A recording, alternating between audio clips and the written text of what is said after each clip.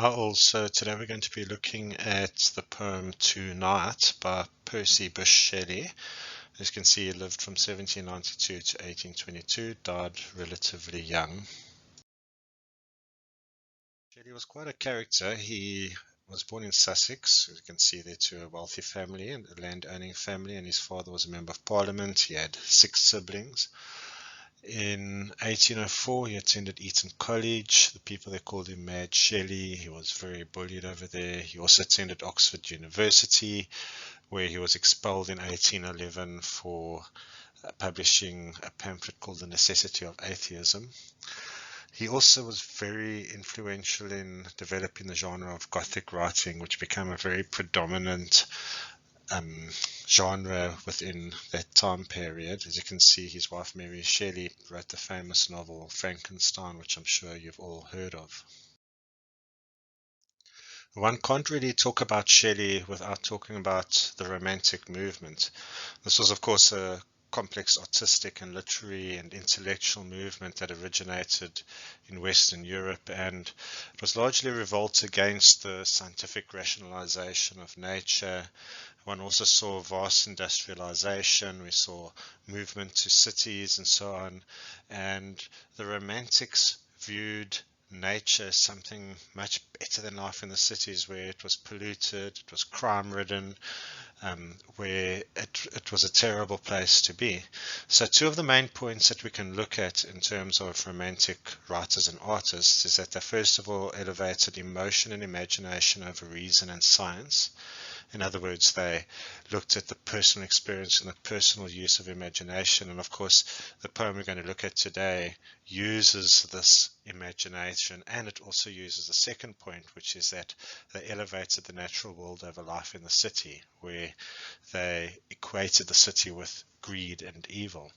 And of course, the poem To Night literally personifies the concept of night, and so this is a very important issue. Alright, let's get into the poem. To Night by Percy Bysshe Shelley. Swiftly walk o'er the western wave, spirit of night, out of the misty eastern cave, where all the long and lone daylight thou wovest dreams of joy and fear, which make thee terrible and dear. Swift be thy flight. Wrap thy form in a mantle grey, star enwrought. Blind with thine hair the eyes of day, kiss her until she be wearied out, then wander o'er city and sea and land, touching all with thine opiate wand. Come, long sought. When I arose and saw the dawn, I sighed for thee. When light rode high and dew was gone, and new lay heavy on flower and tree, and the weary day turned to his rest, lingering like an unloved guest, I sighed for thee. Thy brother Death came and cried, Wouldst thou me? Thy sweet child Sleep, the filmy-eyed, murmured like a noontide bee, Shall I nestle near thy side? Wouldst thou me? And I replied, No, not thee. Death will come when thou art dead, soon, too soon. Sleep will come when thou art fled, of neither would ask the boon I ask of thee, beloved night. Swift be thine approaching flight, come soon, soon. Alright, so as we can see, it's a lyric poem, so it gives it kind of musical quality. There are 5 stanzas of 7 lines each, and in each stanza the second and the 7th line is quite a bit shorter. You'll see that there's normally the use of exclamation marks in these lines as well, just for a bit of emphasis.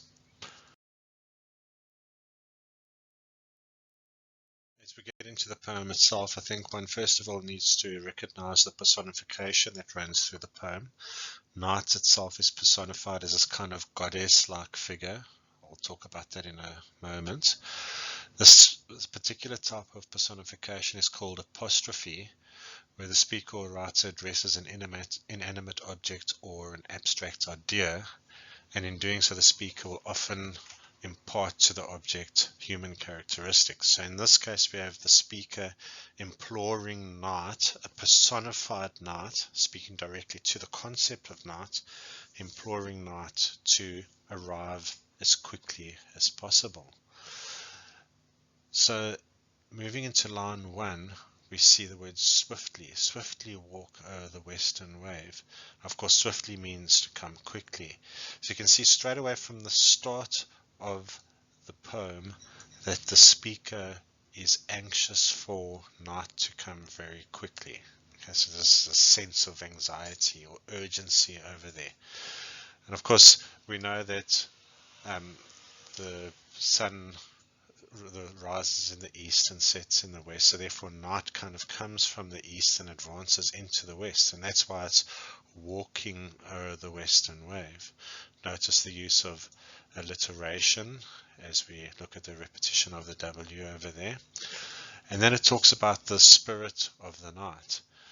And this is this kind of goddess figure, which is an allusion to Nyx. Now, Nyx would be the goddess of night from mythology.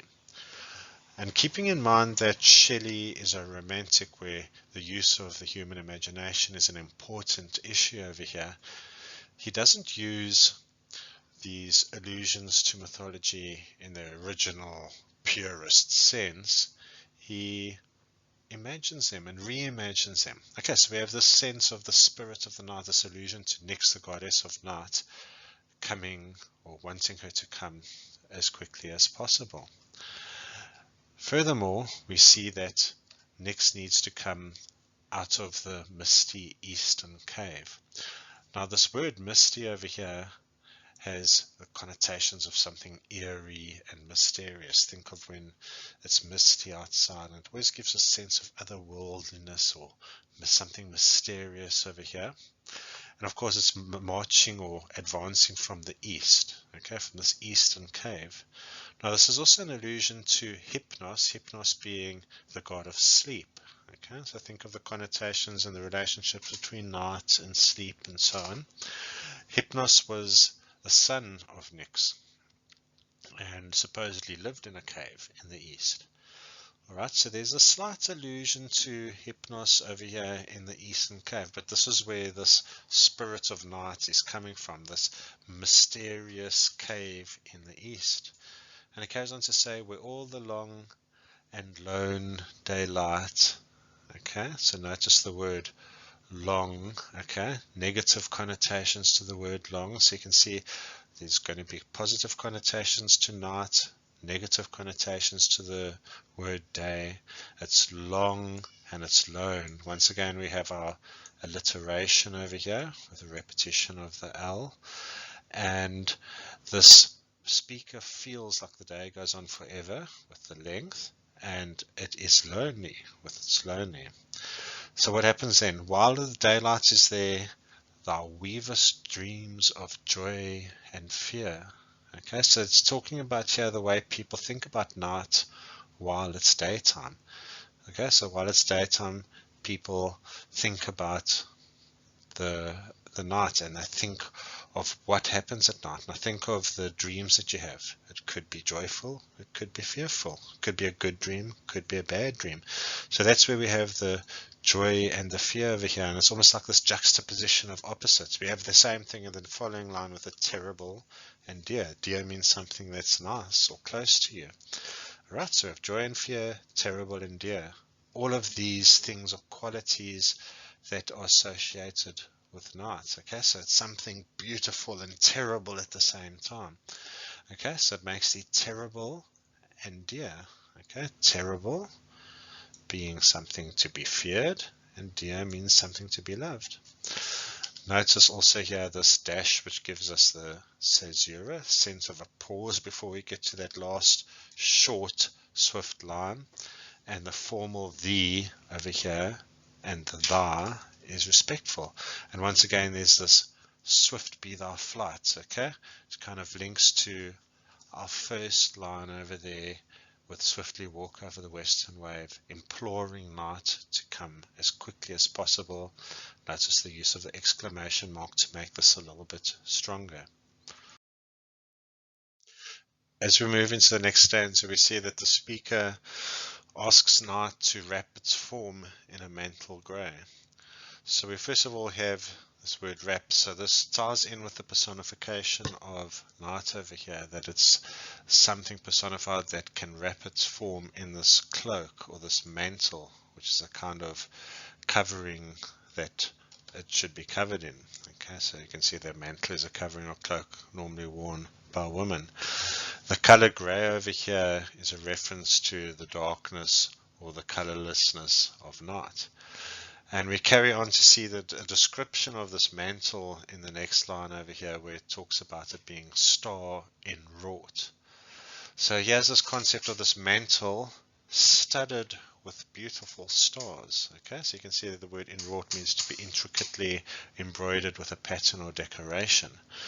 So there's this concept of the night sky with the beautiful stars studying it over here. And it's almost like that night sky with the stars studying it is the mantle or the covering or the cloak that this personified night actually wears. Then it continues to say, blind with thine hair the eyes of day. So it's almost like here the coming of night will be like this long hair that covers day so that it cannot see. Alright, so think of how evening time or night time actually takes over the daytime and it darkens and can't be seen. And we start to see here this personified version of day here, which is a possible allusion to Hemera, which is god of day. And this is once again a reference to mythology, but of course Shelley here uses it in his own way. And it continues to say, kiss her until she be wearied out. There's a kind of commanding tone over here that day needs to be wearied out. Okay, and in other words, night needs to take over. And once day is wearied out, we see that night can then wander o'er city, o'er sea, and land. Okay, so day will be weary, and this gives night the opportunity to move leisurely on an aimless way. And you can think of how night comes and the evening comes and just covers over the city, covers over the sea, covers over the land as it slowly takes it all over there. And from there it moves into touching all with an opiate wand. And it kind of gives us a sense that everything gets made drowsy, as if opium has been consumed over here. Okay, so the word wand also kind of brings a connotation of something magical. There's something magical about the coming of night. Okay, so it touches everything, makes it relaxed, makes it sleepy, but yet there's something magical about that sense of night. We also have, of course, our caesura in the form of the dash over there again. Then our last line, once again shorter, with an exclamation mark at the end. Come, long sought. In other words, it's something the speaker has been wishing for a long time.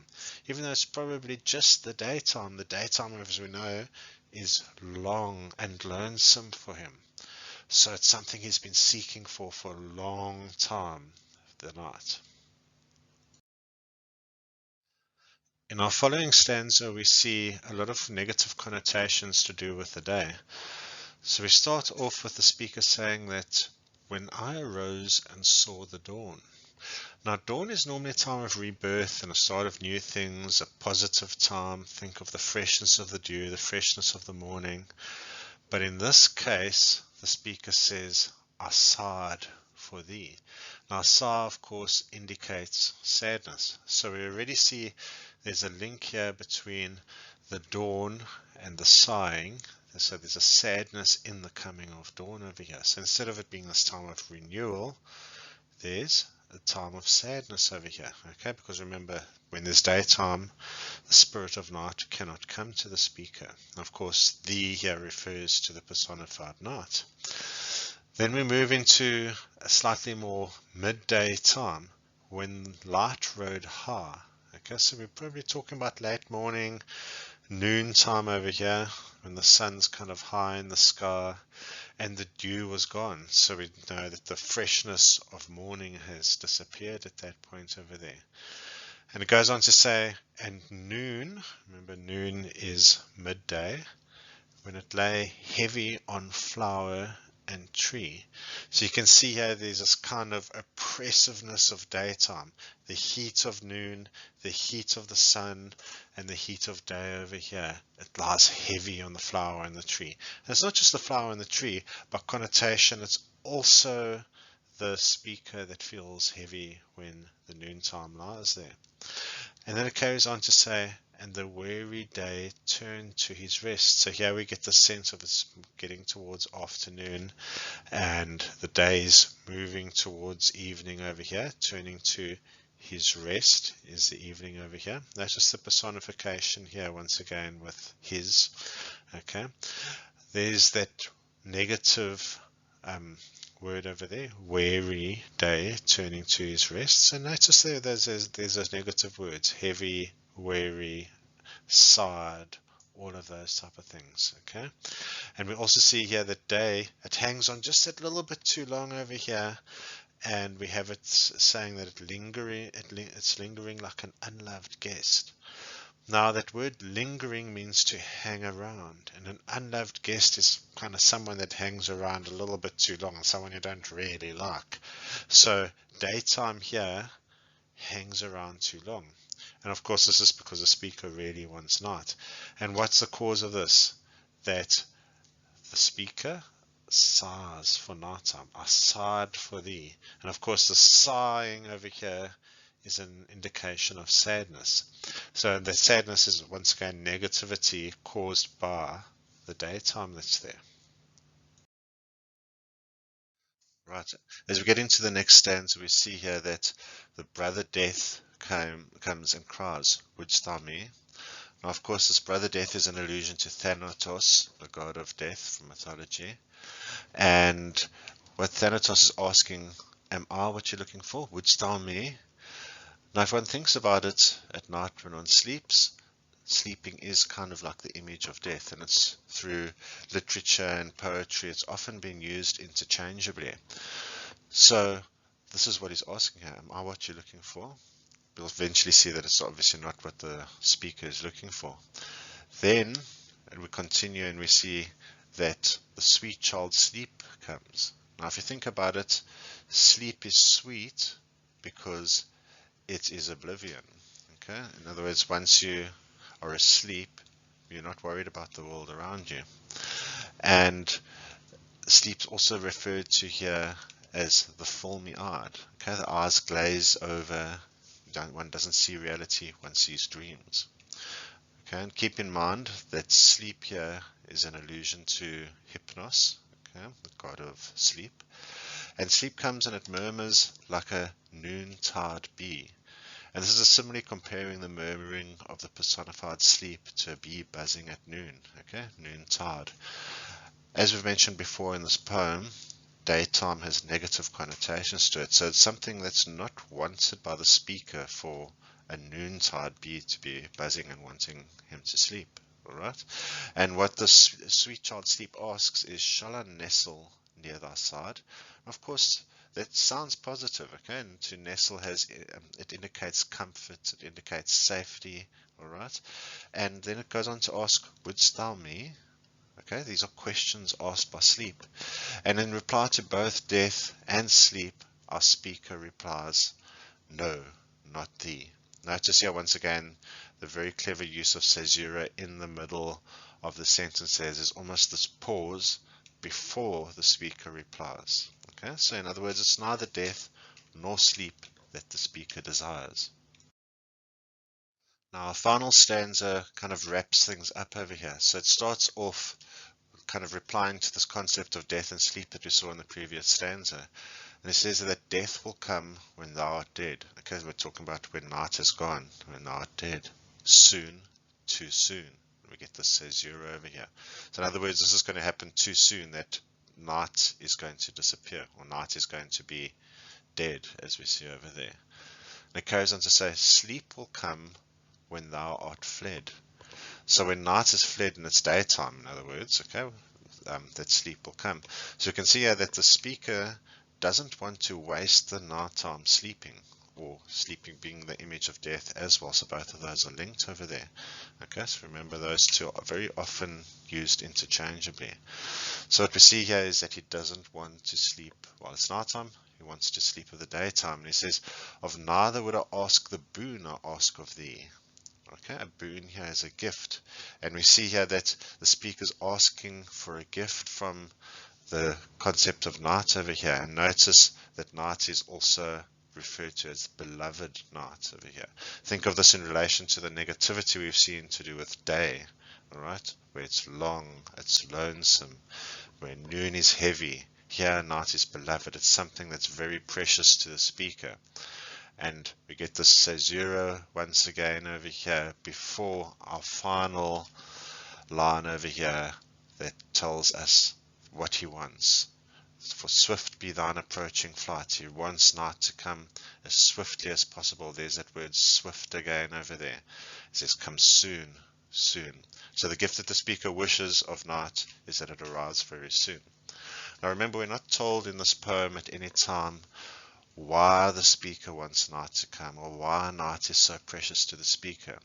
So this is something that we're never told.